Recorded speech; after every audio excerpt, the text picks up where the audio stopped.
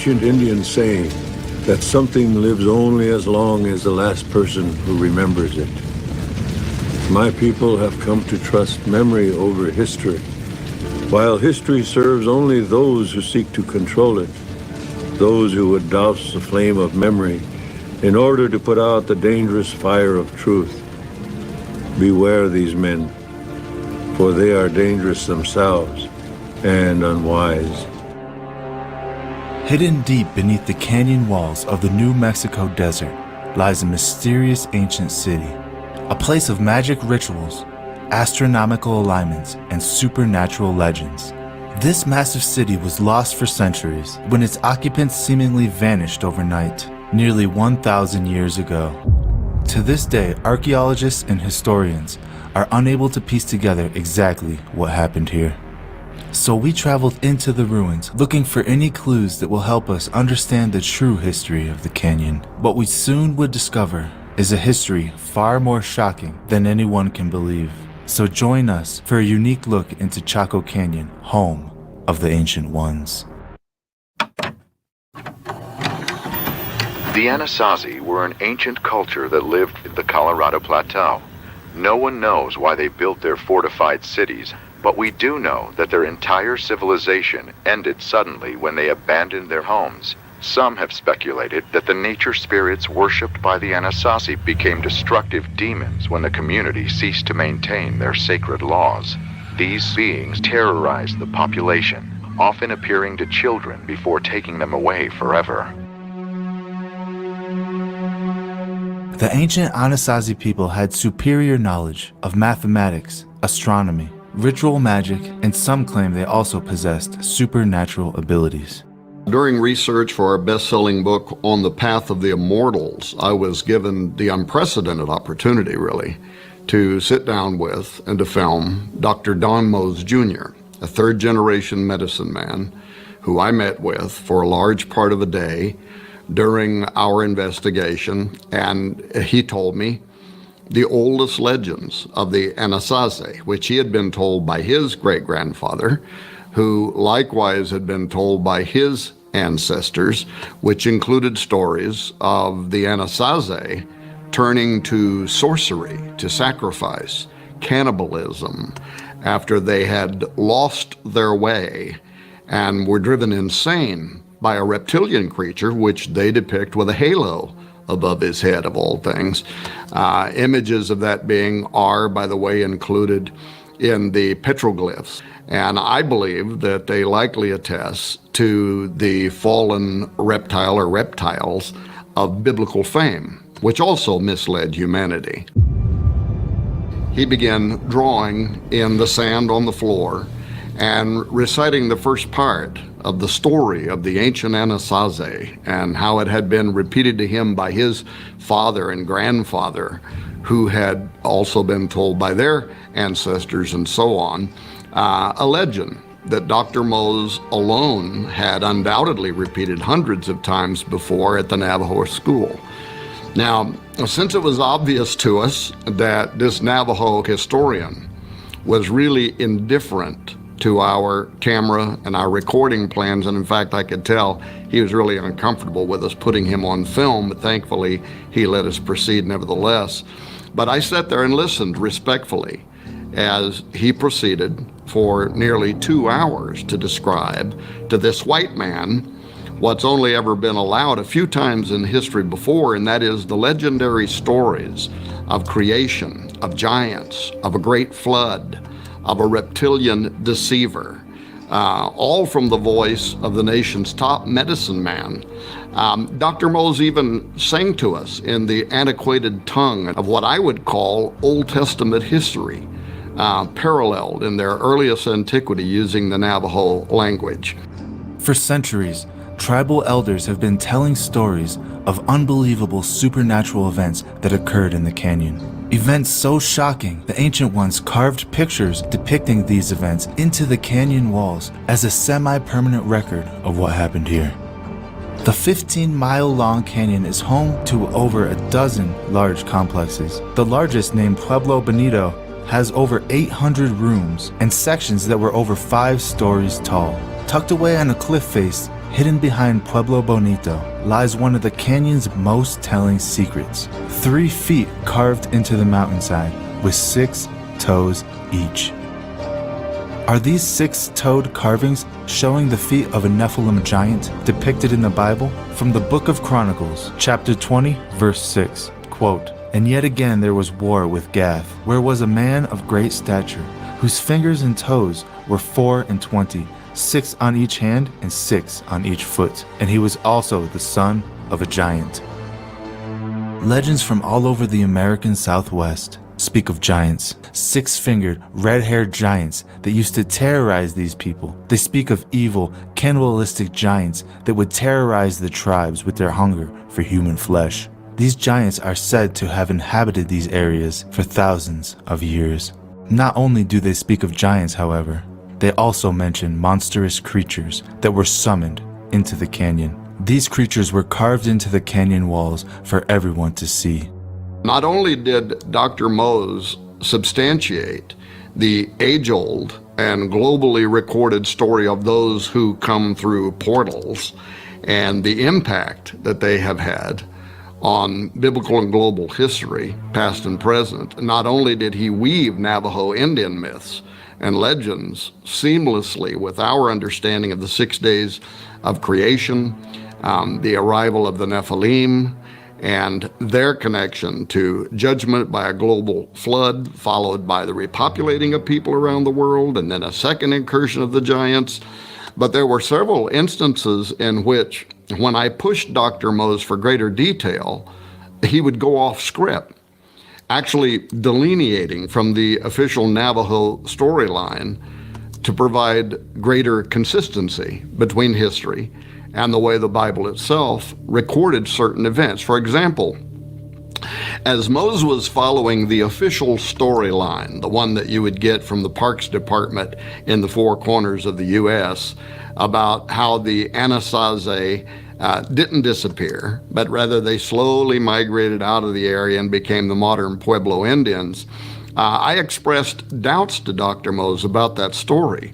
And he responded by grinning just a little bit and saying, "Well, I probably shouldn't tell you this, but," and then he proceeded to tell us the older stories that his grandfather had repeated about these mysterious people actually disappearing after they came under mind control from a reptile with a halo, this carnivorous creature, suspiciously similar to what I later described in the Path of the Immortals book as fiery seraphim, which comes from the Hebrew seraph, the Hebrew Old Testament fiery serpent.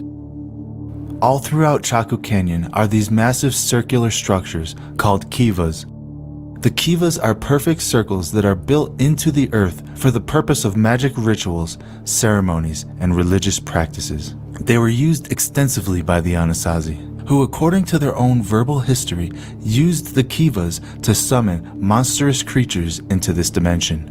Now, another case in point is when I told Dr. Mose what we had learned from the Apache about cannibalistic giants and then God destroying them in a flood. And he looks right into the camera and he says, "Oh, yes." And then he reaches over and he picks up this illustrated book that he had authored that's used in the Navajo Nation schools and libraries. And he opened to show us an artist depiction of a giant that had stood between 30 and 40 feet tall. And then he starts saying there was this time when the earth was infested with such great giants and alien gods that came down and destroyed and ate the people. Some of them were in human form. Others, he said, were monsters like human-animal hybrids, which I think the Old Testament also describes. And then he followed that story with the famous Navajo legend of the White Shell Woman, who gave birth to 2 of the most important characters in Navajo mythology, the twin miracle-performing sons, one of whose names literally translates slayer of alien gods, and his twin brother. And together, those two great warriors, killed many of the giants, hybrids, and the monsters that were destroying mankind. As Dr. Mose described these ancient tales, I couldn't help but think of David killing Goliath, and then later other giants with his mighty men. Then there was a point where Mose paused, and he said, when the Christian missionaries first came to America and told our people their stories of the giants and the great flood, he said, we smiled and let them know that we already knew these stories, that they had been told to us long ago by our own ancestors. We know that the ancient ones used petroglyphs in order to document their history and events that happened to them. Petroglyphs like this, the spiral. The spiral is found over and over again in almost every ancient culture worldwide. The spiral symbol can be found from the jungles of Peru to the frozen tundras of Siberia. The spiral can be seen as a symbol of a portal, an interdimensional portal used by entities as a transport between worlds. This is evident by the petroglyphs and the stories they tell. Now, let's take a look at some of the petroglyphs we found during our exploration of Chaco Canyon. What we see here are depictions of supernatural creatures coming directly out of the spiral and manifesting themselves in our reality. Over and over again, we see the same imagery carved into the walls. Literal monsters emerging from these spirals. And oftentimes, you can see they are still connected to the spiral, and other times, they're standing right next to it. You also see images of humans getting sucked into the spiral upside down, and on the other side emerges a monster. This is a common theme throughout the canyon, and these depictions can be found at numerous petroglyph sites in Chaco Canyon, and they all seem to be telling us the same exact story. During our investigation of the canyon, we came across several interesting petroglyphs, depictions of monsters, dragons, gray aliens, and weird-looking beings. But I never found what I was looking for. We searched the entire park for the 6-toed footprints of the Nephilim giants. These footprints have been documented numerous times by mainstream publications, yet they're nowhere to be found. I started to wonder, maybe they're hiding the footprints. So I decided to stop a park ranger and ask him. The conversation went a little bit like this. "Oh, excuse me, sir. Can I ask you a quick question?" And the ranger replies, "Yes, absolutely. What can I help you find?" "I'm looking for these 6-toed footprints that were carved in the canyon wall behind Casa Bonita. Do you know where those are?" The ranger says, "Ah, yes. Those footprints. They're located in an off-limits area. Unfortunately, we closed it off to the public." Closed to the public.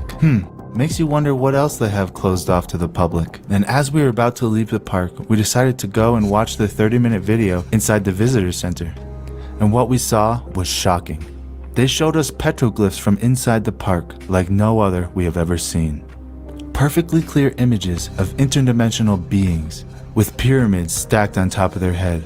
We walked through the entire park and did not see these petroglyphs. So it made me wonder, where are these petroglyphs and what else are they hiding from us?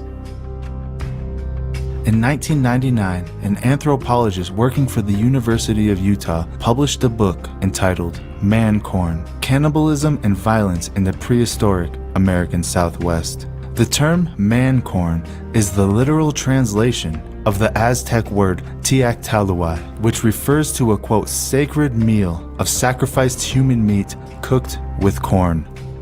In Turner's book, they provide evidence of cannibalism in 72 ancient Anasazi sites, including Chaco Canyon. Forensic evaluations of bones found at these sites proves they were cannibalized. But the question is by whom? Who were eating the Anasazi?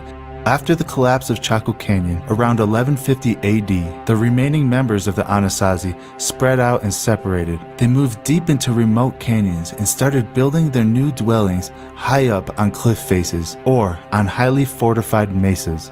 To archaeologists, it's as if the Anasazi were overtaken by some strange paranoia, hiding from some terrible enemy, but no matter how hard they looked, no enemy was found. Or was it? And keeping in mind that these legends materialized globally at approximately the same time, it's more likely than not, in my opinion, that the universal story agrees with the record of every major culture of the ancient world in which the astonishingly consistent story is told of gods, that descended from heaven and or came through spiral vortices to materialize in bodies of flesh. From Rome to Greece, and before that to Egypt, Persia, Assyria, Babylonia, Sumer, the earliest records of civilization tell of the era when powerful beings known to the Hebrews as watchers, and in the book of Genesis as the B'nai Ha-Elohim, the sons of God, mingled themselves with humans, giving birth to part celestial, part terrestrial hybrids known as Nephilim. The Bible says this happened when men began to increase on earth and daughters were born to them, when the sons of God saw the women's beauty, and they took wives from among them to sire their unusual offspring. I believe a record of this first incursion of hybrid humans and six-toed giants is recorded in Genesis 6:4, when it says there were giants in the earth in those days. That's the first incursion before the flood. And also after that, that is after the flood, the second incursion, when the sons of God came in unto the daughters of men, and they bare children to them. The same became mighty men which were of old, men of renown.